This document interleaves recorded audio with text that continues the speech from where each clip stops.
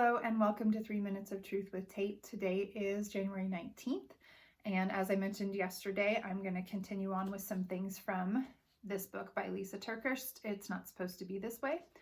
I think that we as human beings at some point in our lives have all had a chapter or a day or a week or a month or several years where we have thought it's not supposed to be this way, and we've lived out that pain. And I think that if we were to agree on one thing across the world right now, I don't think there's any one person who believes that the way we're living and the things we're dealing with are supposed to be the way they are. We just feel like it's not supposed to be this way. God help us. And that can be on so many different levels. So I think that this end part of Lysa's book really drives home this point of remembering that even when we as humans feel like it's not supposed to be this way, that God has a purpose, and as Romans 8:28 tells us, he can, what is wrong with me? It's one of my favorite verses. Romans 8:28 says, we know that in all things, God works together for good for those who love him, those who love him and who are called according to his purpose.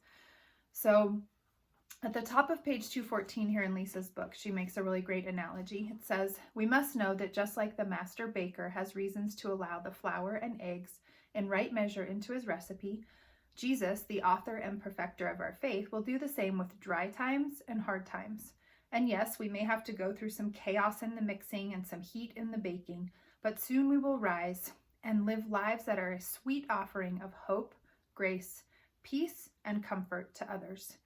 That's how we can consider it pure joy today. There's purpose in the pain and joy in the making of a life with Jesus. So then we look at James 1 verses 2-4, and I'm sure that you've heard this. It's a pretty common verse.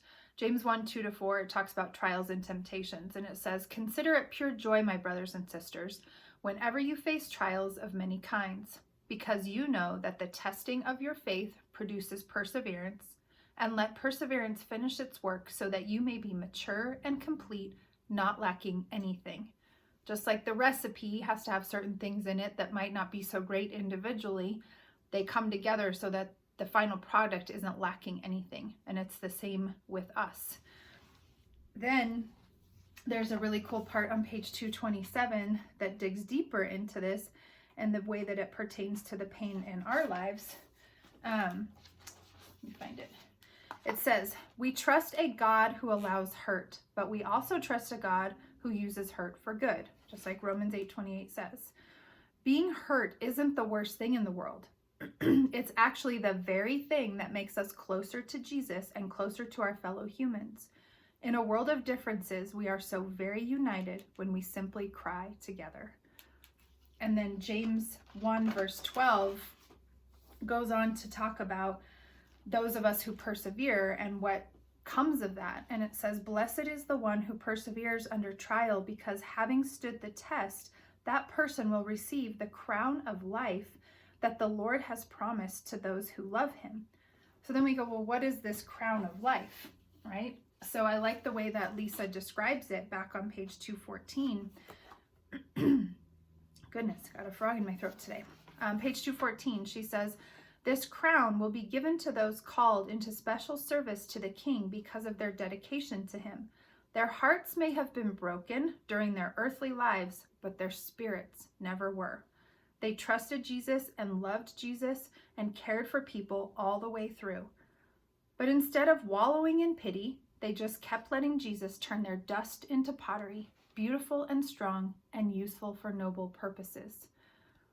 So that's what I want our encouragement to be today. Sure, it's difficult to really understand the purpose in our pain and to consider it pure joy. And that doesn't mean we run around going, oh, I'm so happy that I'm going through this. That's not what that means. It means to hold on to the joy and the hope that we have in Christ in spite of the pain, and know that there's purpose in it, and that in the end, those of us who persevere and continue to draw our strength and our joy in him will have this crown, because we know our spirits were never broken, and that we allowed God to continue to use us and make us beautiful and strong. And like it says here, useful for noble purposes. Maybe not earthly purposes. Some of it will happen here on earth, but a lot of it we may never fully understand until we're united with him again in eternity. So So much to obtain or to gain, is what I mean, from this book and from these scriptures. So as a reminder, if you don't have a copy of this book, get it. I think it will bring you great joy and hope and clarity on some of your suffering. And then dig into James 1, especially verses 2-4, and then on to verse 12. And be encouraged and know that there is purpose in our pain and that God is sovereign and he loves us. And we are awaiting some exciting things that he's about to unfold in the world right now. So thank you for joining me for 3 Minutes of Truth with Tate. God bless you, and we'll see you again soon.